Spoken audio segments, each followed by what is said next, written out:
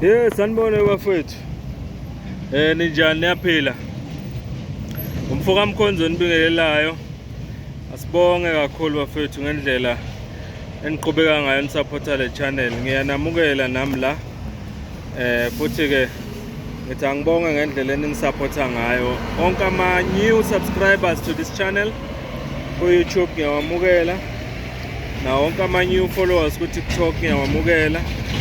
Bonke abaview ama-video engiwaposta la na wonke ama-video engiwa-uploadayo ngiyababonga kakhulu nabo. Ngicela niqhubeke ni-supporta le channel. Thank you so much. Esilale ngazo nesivuka nazo noma esivuka ngazo namhlanje indaba eziphathelene nama senior subs officials awu-12 okuthiwa aboshiwe izolo, eboshwa i-IDEC ngemva kwenziwa kophenyo olunzulu kwatholakala ukuthi lamaphoyisa aseyikhundleni eziphezulu amanye ogeneral amanye osayitsheni mangizwa kuthiwa aboshiwe izolo, alale nje aseyikhindini izolo. So engicabangayo ukuthi ke lokhu kuyisinyathelo engicabanga ukuthi ngingasho ngithi positive kuyo yonke lento le okukhulunywa ngayo kuMadlanga Commission naku ad hoc committee. Engicabanga ukuthi futhi konke lokhu kuyamvindicator ubaba uGeneral Mkhwanazi kuma allegations wawaveza, ngoba ubufakazi buyavela manje naku sekuboshwa nabantu. So ke izona indaba lezi esilale ngazo izolo nesivuka nazo futhi namhlanje engicabanga ukuthi kuyomela ukuthi sithi ukuyibheka kancane ngoba asibalekile. Kodwa ke kunokunye la engicabanga ukuthi kumele sikudiscuss okubaleke kakhulu. Kuvela indaba ezithi kuze kuboshwe lamaphoyisa nje aboshwa ngenxa yophenyo olwenziwa uMinister uSenzo Mchunu. Wathola izikhalazo eziningi ezivela enhlakeni ezahlukahlukene, kukhulunywa ngeinsolo zokuthi lapha eThembisa Hospital kukhona i-corruption ne-fraud eyenzeka lapha ngesikhathi kunikezwa ngethenda yalapha eThembisa Hospital. Sizokhumbula ukuthi iMedicare 24 okuyi-business kaKate Matlala nayo kusolakala ukuthi yazuza kule yathenda yaseThembisa Hospital.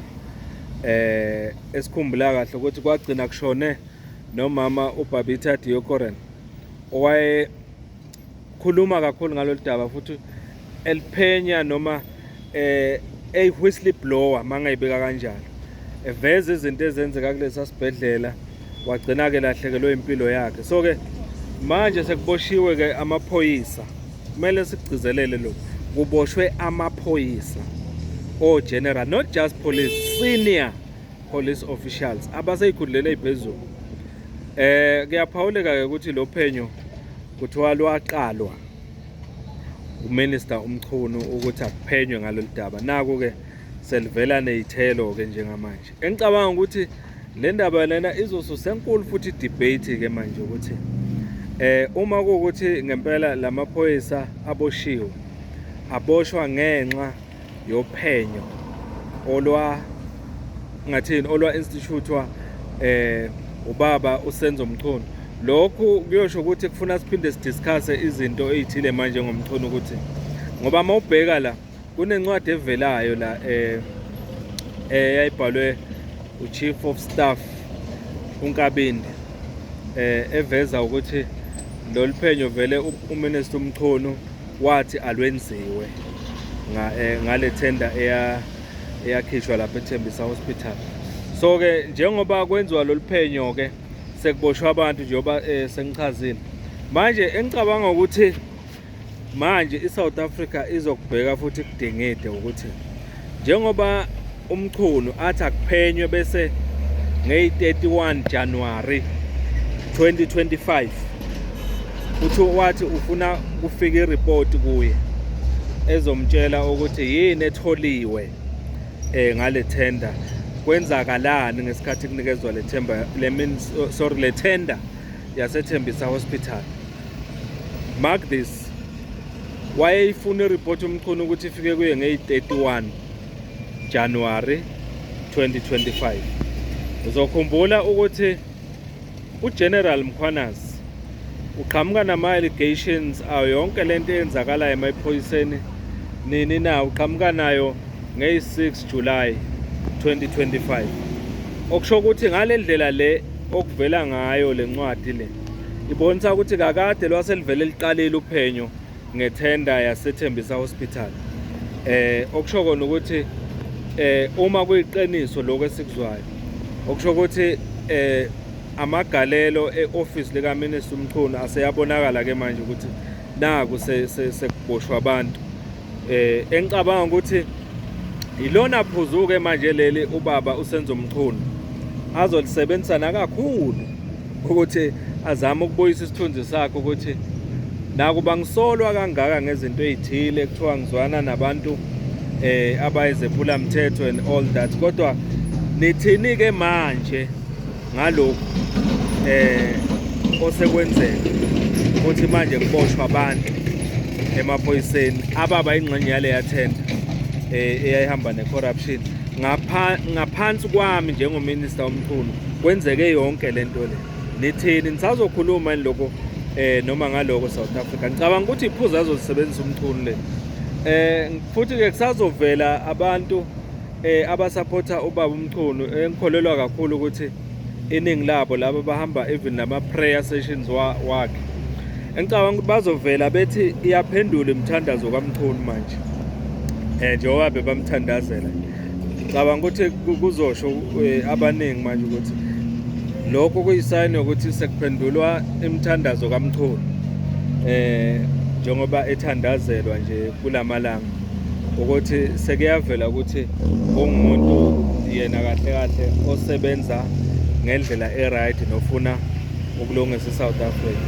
So ke this is very very interesting ngombono wami, and iphakamisa idebate enkulu eSouth Africa ukuthi ingabe uMchunu after lokuboshwa kwalamaphoyisa lawa kukhona yini ama-points azowathola okungenzeka mhlawumbe ambuyisele isithunzi sakhe, noma futhi angaze mhlawumbe enze ukuthi uPresident Cyril Ramaphosa noma ngabe besecabanga ukuthi amxoshe ngokuphelele kulesikhulu seminister, mhlawumbe usengaphinda a-reconsider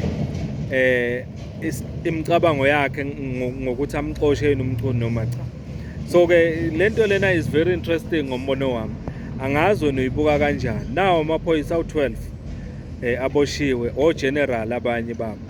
Njengoba beboshiwe kuthiwa baboshwe ngenxa yokuthi uMchunu waqala lolu phenyo lokuthi kuphenywe ukuthi iThembisa Hospital tender yahamba kanjani, baboshiwe kabantu. Ake silixoxe ke lolu daba futhi sizwe ukuthi wena mawuzwa le ndaba uzwe kanjani mawuzwa nje kokuqala ukuthi sekuboshwa amaphoyisa awu-12 lapha eGauteng bayilana nale yathenda yaseThembisa. Uzwe ufike ini kuwe yini futhi ke phinde yafika kuwe mawuzwa ukuthi labantu baboshwe ngenxa yophenyo olwenziwa i-office lika Minister uMchunu? Sizothini ke manje?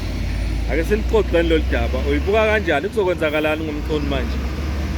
Noma wena kukhona yini mhlawumbe ama-points ongamnika wona uMchunu? Sengikhuluma ngawe manje. Uma kuwukuthi lokho kuyiqiniso, mina njengomfoka Mkhonza ngizothi uma kuwukuthi lokho kuyiqiniso already ngizosho ngithi kuhle wenza into right kakhulu uMchunu. Kufanele ukuthi singawadla amandla akhe makuwukuthi lokhu ngempela kuyiqiniso, kodwa ukuthi lolu phenyo vele lwaseliqalile from January 2025. Uma kuwukuthi ubaba uMkhwanazi uzovela ngoJuly 2025 enze lesasithangamisa bendaba. Ake sixoxe ngalolu daba. Umfoka Mkhonza ke lo bafethu, ngicela niqhubeke nisubscribe and nifollow na ku TikTok, ni share nama video ama stickide lolu daba bafethu. Sengiyohlangana nima comments. Thank you so much.